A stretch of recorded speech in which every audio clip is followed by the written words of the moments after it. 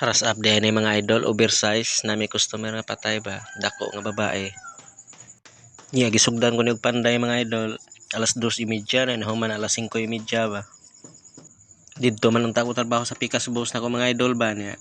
Ang usa ka boss nako dire ni chatman nga nay oversize mao tag dali og ari dire.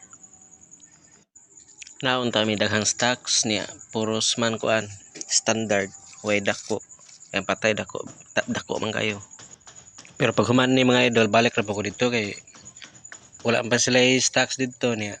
Na napugoy daghan na sugdan ba. Niyang kauban ako sa Tomas, wala dili pa makabalik so semana pa. Kumbati ta pag-ayo mga idol, may lang ni ba mga kwarta ta makapalitag una sa ginamos.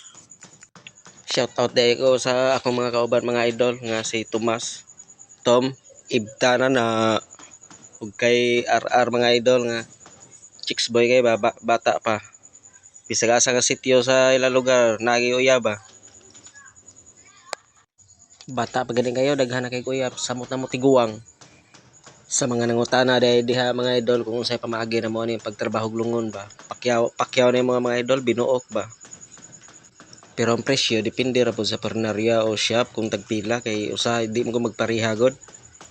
Og depende po sa klase sa lungon mga idol og baratuhon ba o kanang mahalon ba.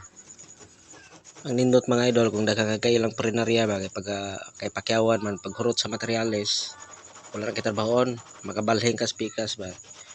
Tuloy-tuloy mong kuan ba income pero mao gyapon hurot gyapon importante na ay gastuhon kumpara sa wa gid ba.